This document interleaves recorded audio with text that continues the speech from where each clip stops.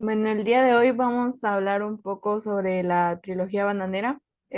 Son los tres libros de Miguel Ángel Asturias, conformados por Viento Fuerte, El Papa Verde y Los Ojos de los Encerrados. Pero para hablar de esta trilogía hay que primero contextualizar un poco, ver cómo estaba Guatemala en ese entonces y de lo que Miguel Ángel Asturias estaba hablando. El sistema que prevaleció en Guatemala entre 1900 y 1944 fue principalmente un feudalismo controlado por la United Fruit Company, la UFCO. En 1904, esta empresa estadounidense ingresa a Guatemala por medio de la compra de 35 caballerías en la selva de Izabal, cerca del sitio arqueológico de Quiriguá. En este terreno se inicia la plantación del banano utilizando únicamente 11 de estas caballerías. La UFCO llegó a tener más de 500,000 acres de tierra, pero únicamente cultivaba en un poco más de 14,000, lo que llegó a ser cerca del 40% de la tierra cultivable en Guatemala. Un entorno donde existía la propiedad privada, pero esta no fomentaba ni el progreso ni el desarrollo de sus habitantes. Entonces los guatemaltecos vivían en un país donde la soberanía estaba en manos de las empresas extranjeras. La UFCO había dominado Guatemala desde principios del siglo XX y no es hasta 1924 que se empiezan a dar los pequeños problemas para esta empresa, porque los trabajadores de Puerto Barrios empezaron a hacer huelga, exigiendo menos tiempo de trabajo, que en realidad pues eran las 8 horas necesarias, ya que a ellos los sobreexplotaban y más sueldo, que en realidad nuevamente era el sueldo justo que se merecía, porque les compraban el banano de una manera demasiado barata y casi no había pues ganancias para los cultivadores. La UFCO no hizo caso a estas peticiones y en realidad solicitó ayuda al gobierno. En ese entonces, pues José María Orellana era el presidente de Guatemala y este apoyó a la compañía extranjera y desplegó sus tropas contra la huelga, generando no solo heridos y presos, sino que también muertos. Y a pesar de todo, a final de año se dio otra huelga que terminó siendo lo mismo. La UFCO favorecida por el gobierno y los empleados terminando peor de como habían empezado. Y esto simplemente fue el comienzo, porque los verdaderos problemas de la UFCO y de Guatemala iniciaron en el año de 1944. Luego de que el general Jorge Ubico fuera derrocado, llegó al poder Juan José Arevalo Bermejo, quien implementó una serie de cambios que iban en contra de lo que la UFCO buscaba. En un inicio, su filosofía fue considerada como socialismo espiritual, que era la frase que utilizaban los estadounidenses, lo que chocaba con la mentalidad de estas empresas, y se separó de la estructura política de este tiempo, la cual se basaba en depender de una empresa nacional estadounidense. Asimismo, durante estas fechas se fundó el Ministerio de Trabajo, lo que tampoco gustó a la UFCO, que aprovechó la libertad de prensa instaurada por este mismo gobierno para crear una campaña de desprestigio contra Juan José Arevalo, que nosotros sabemos cómo termina eso. Y la trilogía bananera, pues puede identificarse con estos acontecimientos reales. En realidad, los tres libros se basan en esto. La compañía cooperativa que funda Lester Med en Viento Fuerte está avanzada en una cooperativa que existía en Costa Rica en la vida real y que fue arruinada por la UFCO en 1928. Y pues en el último libro, Con los ojos de los enterrados, se da la huelga general que se refiere prácticamente a la revolución de 1945 en Guatemala, en la que triunfaron los liberales. Y eso es lo que plantea Miguel Ángel Asturias. Y pues tiene muchos personajes porque lo que pasa con esto es que es más o menos un poco de realismo mágico y tiene muchos saltos en el tiempo. Entonces tenemos en Viento Fuerte inicia con un protagonista que se llama Adelaino Lucero, que al final ya no lo vemos mucho y quienes comienzan a ser los protagonistas son Lino y Juan Lucero, que son sus hijos, en especial Lino. También tenemos a Leda Foster, que es la mujer que se termina casando con uno de los personajes más desarrollados, que es Lester Man. El para mí, personalmente, el personaje más impresionante y que con mejor desarrollo sería Lino. Porque, por ejemplo, en Viento Fuerte, siendo un poco más joven, se enamora de una sirena, que ya vemos que esto es parte del realismo mágico, ¿no? Y todos lo consideran un soñador, pero luego ya en El Papa Verde, ustedes no me dejarán mentir, de adulto Lino es el más idealista y el más perspicaz de todos. Sus aventuras con las sirenas se convierten en un símbolo, es su mayor entendimiento de la unidad con la tierra. Y esto es como lo que se va mostrando de él más allá en los libros. Se puede apreciar en los demás que aparece como protagonistas, como en El Papa Verde, como bien saben mis compañeras. Fíjate que a mí me llama mucho la atención también la manera en la que Miguel Ángel Asturias presenta como un inicio, un nudo y un desenlace en cuanto a este tema de la trilogía bananera, que en su momento definitivamente, aunque es encabezado como el padre del realismo mágico, también manifiesta los acontecimientos, las situaciones que se daban durante esa época, ¿verdad? A mí me llama mucho la atención también el tema, ¿por qué el título del Papa Verde? Este personaje que también aparece en el de Viento Fuerte, que me parece que también estaba muy resaltado en el de los ojos de los enterrados, es este personaje G. Mark Thompson, que él es como que, él viene siendo como en las tragedias griegas, ¿no? Ese germen que su misma desgracia hace que su existencia sea como un tanto absurda. Sin embargo, él se destaca por la manera de la ambición, o sea, como un personaje principal, pero con antivalores, así como les digo, como en una tragedia griega, se destaca demasiado por esos antivalores que lo representan, ¿verdad? Esa ambición que lo lleva a él tan lejos. ¿Cómo es que también hay, cuando tú mencionabas esta parte de que empiezan a presentar sus incomodidades y sus demandas, ellos ante una capital extranjera, ellos se manifiestan con mucha fuerza, con aquella seguridad, ¿verdad? Sin embargo, este personaje, Thompson, siempre sale como que a la defensiva y siempre se salía con la suya, ¿no? Entonces, Sí, eso es lo que llama mucho la atención. ¿Por qué él siempre salirse con la suya? Hoy en día podemos comparar esto de la UFCO, que pues actualmente podría ser la bananera chiquita, porque actualmente todavía se maneja este tipo de industrias, ¿verdad? Que dañan hasta cierto punto el trabajo de los guatemaltecos. Si bien es cierto, ahora hay mucha reforma en cuanto a las leyes, en cuanto al trabajo, todavía se ven injusticias como en este tipo de trilogía que nos representa Miguel Ángel Asturias. sí, algo muy curioso que tú decías es sobre el Papa Verde. A mí lo que me parece más curioso es que él no es como de que esté presente en cada mini batalla que hay, luchas que hay en los libros, sino que prácticamente es alguien omnipresente que simplemente sabemos que se sienta en el trono, ¿sabes? En la mesa en la silla de la mesa más larga, ¿sabes? El que tiene el poder, el que está vestido de traje, pero que a pesar de que no está ahí, sabemos que tiene el poder. Entonces eso me parece que Miguel Ángel Asturias lo describe muy bien y eso es lo que hace el personaje sea más odiable, pero a la vez el desarrollo hace que uno no pueda odiarlo, ¿sabes? Como no admirarlo, pero no poder evitar respetarlo, por decirlo de alguna manera. Bueno, sí, ¿verdad? Habría que, también pienso yo de que en algún punto como que se le respeta, ¿verdad? La autoridad, la autonomía que tenía este personaje, porque así como dices, se vuelve como, tal como lo dice el Papa Verde, es como el papado y cada uno tiene su sacerdote, él tenía sus títeres. Entonces es un personaje, la verdad es que en un buen chapín podríamos decir que es un tipo gallardo, que se Sí. sale con la suya, ¿verdad? Y no tiene que hacer mucho para lograrlo, o sea, él tiene su gente, ¿no? Él manda.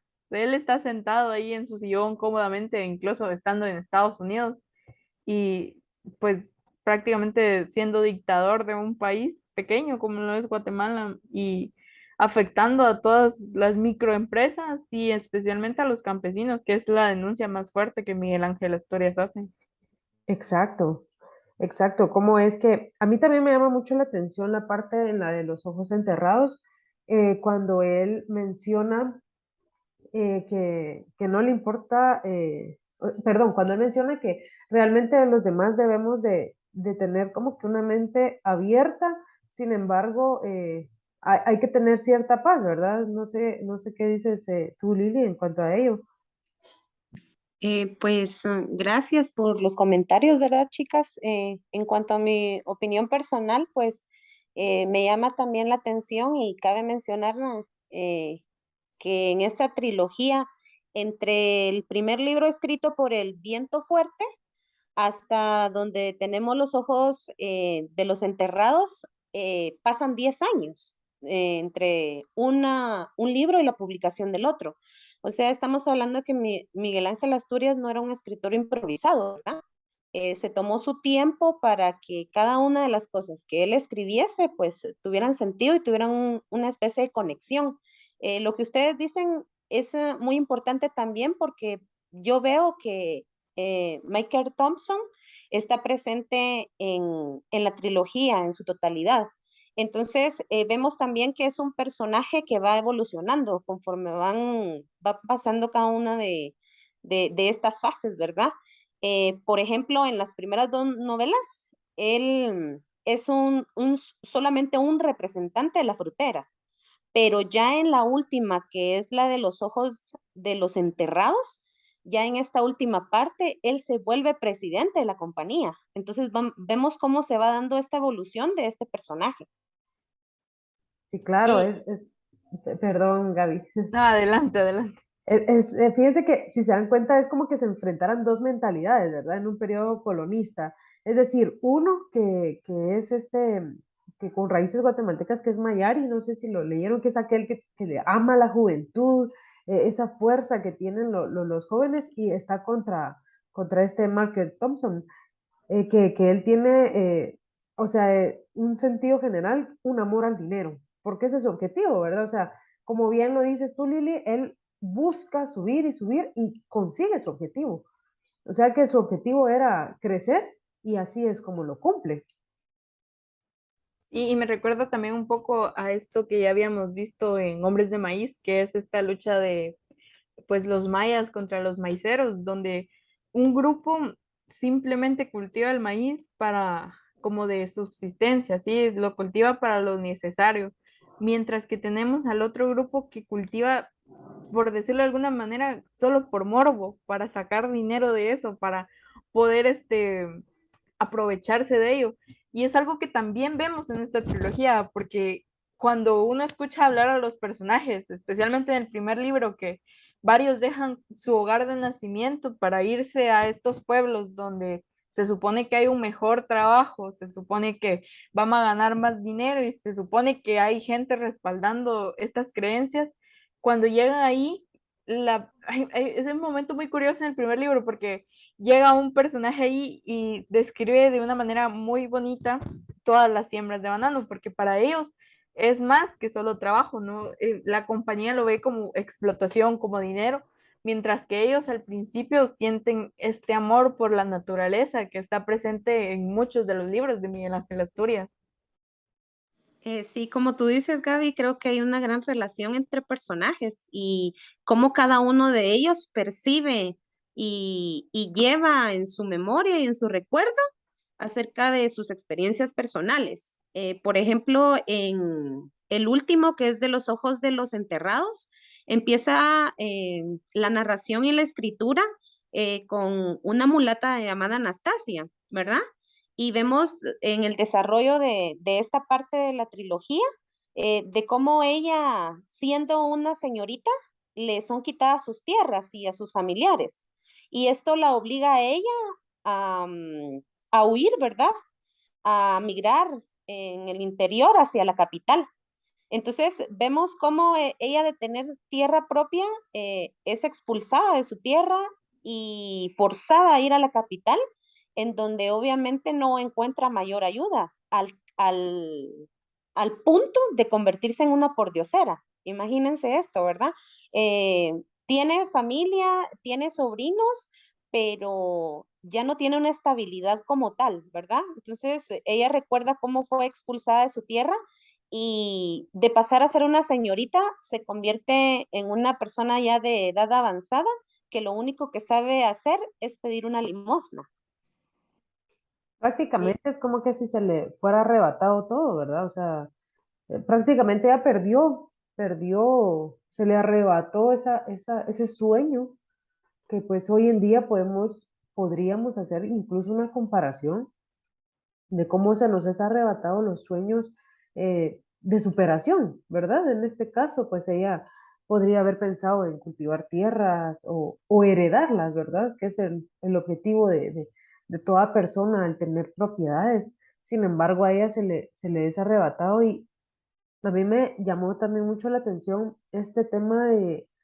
que tú mencionabas, Gaby, cuando decías que ellos, o sea, siempre se busca, Miguel Ángel Asturias relacionaba, ¿verdad? Cuando mencionaba lo de Hombres de Maíz, y si se dan cuenta, en las literaturas de Miguel Ángel Asturias siempre se busca hacer una denuncia de forma directa.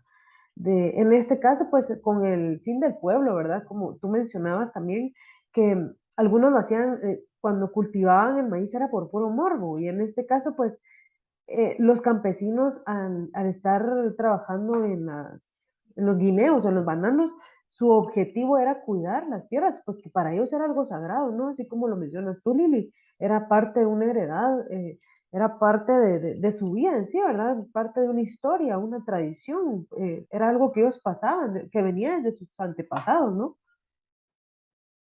sí, y es algo que está muy presente siempre en la literatura de Miguel Ángel Asturias y es como esta especie de realismo mágico en la que la historia es muy buena, pero no sería nada sin todos estos simbolismos que Miguel Ángel Asturias pues desarrolló a lo largo de los años. Y específicamente en estos libros, el propósito didáctico en sí, toda esta denuncia es superficial, dejando de lado toda la parte de la ambientación y es donde vemos que los personajes, tal vez comparados con otros, como digamos en El Señor Presidente, pues carecen un poco de profundidad psicológica y pues no los conocemos más por dentro, sino que más por los diálogos que ellos dan, ¿verdad? Es muy fácil, al contrario de otros libros de Miguel Ángel Asturias, clasificar aquí quiénes son los buenos y quiénes son los malos. Y el tema, el gran tema de la unidad del hombre con la tierra es la que vincula a las novelas de esta trilogía con las corrientes mitológicas, especialmente pues de los mayas, que es de donde más se apegaba Miguel Ángel Asturias. En Viento Fuerte, por ejemplo, se ve el título de Viento Fuerte prácticamente es parte de este simbolismo en el que el viento fuerte se ve como la rebelión de las fuerzas sobrenaturales en defensa del hombre al que le están violando sus tierras, su pertenencia, como dicen ustedes. Y pues la venganza toma forma del viento fuerte o del huracán y pues principalmente para mí lo que yo diría es que la trilogía tiene como tema principal la dignidad humana, ¿sí?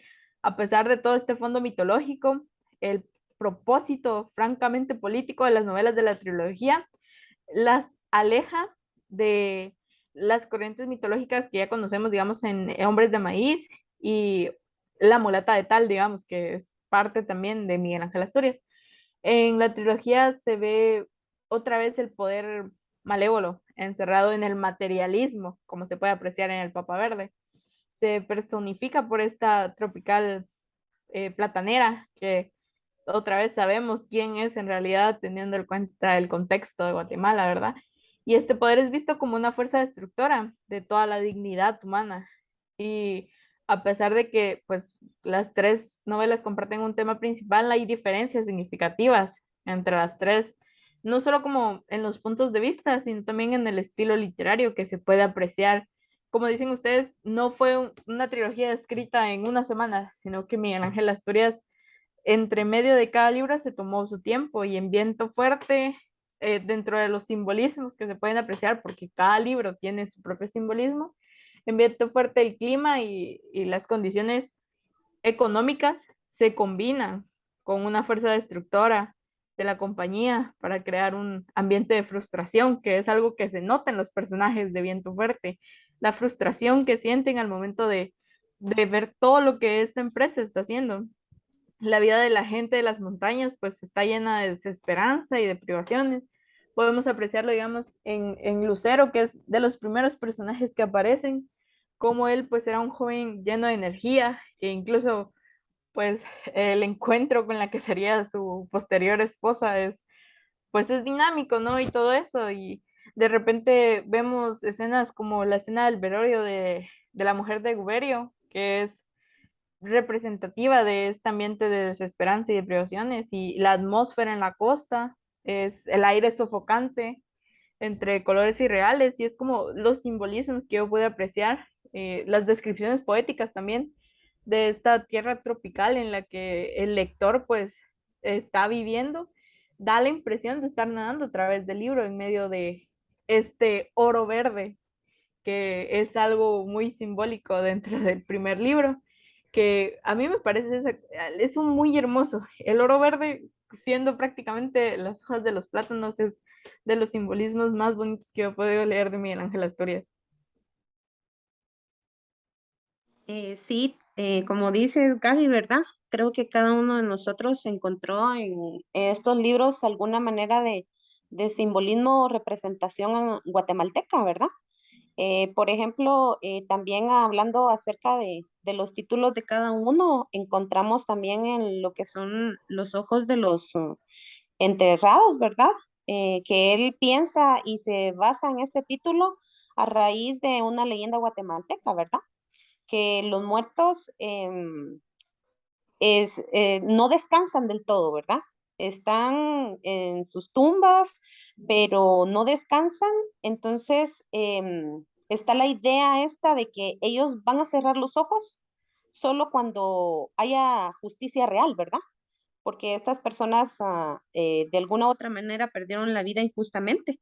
Entonces, para hacer una reparación de ese acto tan cruel, cometido contra el pueblo, pues encontramos ahí también dos personajes que no se han mencionado, pero se me hace un dúo bastante importante el cual abordar y tomar. Está Tabío Sam, que es quien organiza el movimiento revolucionario, ¿verdad? Primero, como conspirador del general Ubico, en cual pues, en esta ocasión fracasa, pero lo importante que es el recuperar las tierras no lo hace. Y para ello también se le une Malena Tabay, ¿verdad? Que dice que es una maestra rural, imagínense, ¿verdad? Esta maestra se enamora de Tabío y a raíz de eso, pues conoce del movimiento y ella, sin pensarlo, pues se une a la lucha revolucionaria, ¿verdad?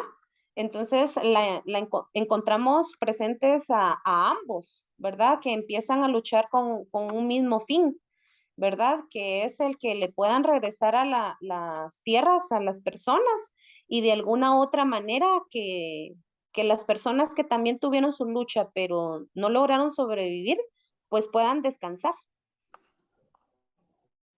Sí, claro, y fíjense que regresando al tema de los simbolismos de cada título, ¿verdad? Porque a pesar de que es una trilogía, es decir, pertenecen a un mismo tema que aquí, lo que mencionábamos al principio, que Miguel Ángel Asturias representó un inicio, un nudo y un desenlace de lo que vino a causar la UFCO a Guatemala, ¿verdad?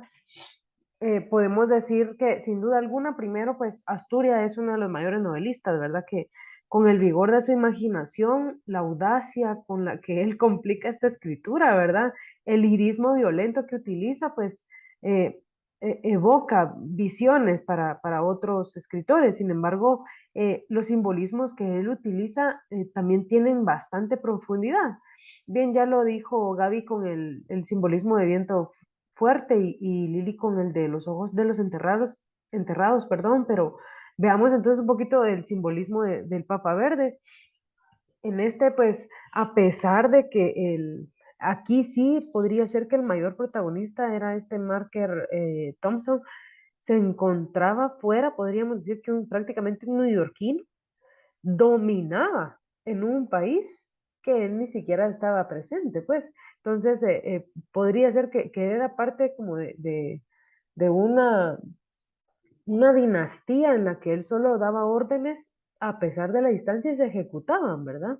Entonces, y siempre que hacía la referencia al color verde, por el tema de que en este caso, pues, la UFCO tenía que trasladar los bananos eh, verdes, ¿no? O sea, tenían que ir, em, no sé, no maduros, sino bueno, verdes, ¿verdad? Como lo dice la palabra, para que estos no se echaran a perder. O sea que tenía una astucia para poder realizarlo, ¿verdad? Entonces, el simbolismo de su título era así como que no se pensaba perder nada del producto. Entonces, la verdad es que Asturias maneja un simbolismo tremendo en en una sola trilogía con tres distintas novelas que cada una deja un impacto con el simbolismo de su título, únicamente el título. Sí, y es que con el simbolismo solo del título prácticamente se cuenta toda la historia, porque, por ejemplo, en Viento Fuerte tenemos todo esto de, primero el pueblo todo sofocado, ¿no? Para mí los principales motivos dentro de este libro fueron el agua, el calor sofocante y el color oro verde. Entonces vemos primero toda esta desesperación de un pueblo que apenas está entrando en esta que va a ser, pues sin saberlo, una de sus luchas más grandes, ¿no? Y en el Papa Verde va desglosándose esta lucha, se va viendo cómo es que en realidad funciona, conociendo prácticamente al que será el villano, que es el villano, ¿verdad? Que es el Papa Verde en sí. Y ya pues finalmente en los ojos de los enterrados, el simbolismo que para mí pues sobresale, como decían ustedes, es prácticamente una leyenda el título y es la culminación de esta guerra que hemos estado apreciando en los dos libros anteriores. Entonces me parece que Miguel Ángel Asturias, pues con esta trilogía, sí, en buen chapín, sí la hizo. Entonces, creo que es de los mejores libros que tal vez se pueden apreciar de él, a pesar de ser un poco pesados, por el hecho de que sí tiene historia. Claro, y fíjense que hubo otro dato que se me olvidaba mencionarles, aportando un poquito el tema del simbolismo en cuanto al tema este del Papa Verde, también hacía alusión cuando mencionaba verde, aparte de transportar el producto, los millones de dólares que este personaje manejaba. O sea que prácticamente podemos decir, ¿verdad? Que en esta trilogía no cabe duda que había una multiplicidad de matices. O sea, nos hacían emitir un juicio, nos hacen, perdón, emitir un juicio increíble. Pues podemos reconocer cómo es que Asturias tiene una técnica narrativa en la que solamente nos transmite un contenido potente al hacer un breve título, al colocarle un simbolismo tremendo al título, ¿verdad? Sí, y pues ya para finalizar, tal vez un poco un comentario crítico de lo que pudimos leer esta semana, ¿verdad? Pues si quieren empiezo yo. Claro, te Para, escuchamos. Está bien. para mí, pues principalmente lo que yo entendí de todos estos libros fue que para Asturias hubo tres choques históricos que modificaron la estructura de todo el continente. La primera, el encuentro trágico del indígena con el español. La segunda, el encuentro trágico del indígena y el ladino. Y pues finalmente el encuentro trágico entre el criollo y el norteamericano, que es la que más se expresa dentro de esta trilogía. Lo que yo más destaco y tal vez no muy crítico, pero sí como comentario, es que se centra en el plano de lo político-social y sus obras abordan los problemas que fueron más graves para América, especialmente pues para Guatemala. La dictadura en el señor presidente y pues ya aquí el imperialismo estadounidense dentro de la trilogía bananera que él describe y deja de lado lo individual que venía trayendo en una de sus obras y aquí se centra a representar lo colectivo. No es un solo personaje principal que nosotros podemos encontrar en esta trilogía, sino que es un pueblo, es una masa de personas que luchan por algo. Y entre los rasgos esenciales de estos pueblos, pues Asturias destaca sus virtudes y defectos, su estilo de vida, sus valores, su actitud moral de muchos personajes y pues sus posibilidades y limitaciones cuando están pues luchando contra el Papa Verde, por decirlo de alguna manera. Eh, Tal vez agregar que en Los ojos de los enterrados se presenta uno de los problemas básicos, que es de ya un poco filosófico, ¿verdad? Que es del ser sin tiempo. Entonces eso es algo que me parece muy curioso y pues conmigo terminar diciendo que en la trilogía bananera pues vale la pena. Es son tres libros que son pesados, pero que conociendo un poco el contexto de Guatemala y queriendo conocer más de este, vale completamente la pena. Ok, tal vez puntualizar, no extenderme también en relación a que hay algo que me llamó mucho la atención y es acerca de los coloquialismos que podemos observar eh, en esta escritura, ¿verdad? Y hay una frase que me impactó porque fue muy mencionada y dice, ya están mamando los gringos, ¿verdad? Entonces hace alusión a que aquí en la frase mamando veíamos que es obtener algo sin mérito, ¿verdad, chicas? Entonces, es engañar a alguien. Entonces, ver cómo las condiciones de los trabajadores del lujo para, ahí sí que, para estas personas que lo único que contaba era el rendimiento de los platanares, ¿verdad? En realidad. Entonces, cómo ver cómo la población y cómo narra acá Miguel Ángel Asturias, la forma tan denigrante con cómo vivían cada una de las personas. Claro, y pues por último, ¿verdad? Para cerrar, pues yo opino que en este tema del dinero que se desarrolla, ¿verdad? Cada una de las páginas de estas tres novelas es que definitivamente para Asturias el poder del dinero era como algo demoníaco, ¿no? Pues disponían de ello, lo hacían para fines indignos, es decir, que para él era como algo asqueroso hasta cierto punto, ¿verdad? Porque hacía que se destruyera la esencia del hombre. Y pues para él era como que más que todo resaltar lo que nos hace humanos, ¿verdad? Esa humanidad, esa moralidad que poseemos cada uno, pero en este tema de la trilogía, en cada una de las novelas, el pleito y el desarrollo de todos los problemas que se dieron en cada uno fue el dinero, ¿verdad? Entonces, para Asturias era marcado como algo que destruía la esencia de un ser humano y pues que no está lejano de lo que sucede hoy en día, ¿verdad? Que todavía lo vemos en la actualidad con tantas empresas maquileras, todavía esta bananera, ya con otro nombre todavía, causa cierta incertidumbre en cuanto a la economía guatemalteca. Pues, sin embargo, aunque se han realizado reformas, siempre está presente, ¿verdad? Y pues nada, y más que mencionar de que la verdad es que es una denuncia muy llamativa, una manera de expresar y de manifestarse tremenda y pues que es muy profundo, ¿verdad? Y a pesar de que son extensos, la verdad es que lo dejan a uno en qué pensar, nos hacen formar una catarsis de realmente estamos viviendo esta situación, ¿verdad? Pues creo que eso sería todo, chicas. Muchas gracias por su tiempo y pues creo que todas disfrutamos de esta trilogía. Es Definitivamente. cierto. Muy bien, chicas, entonces nos vemos en una próxima. Ok, Sí, estaría muy bien. Gracias por todo. ok, Bueno, pues. pronto.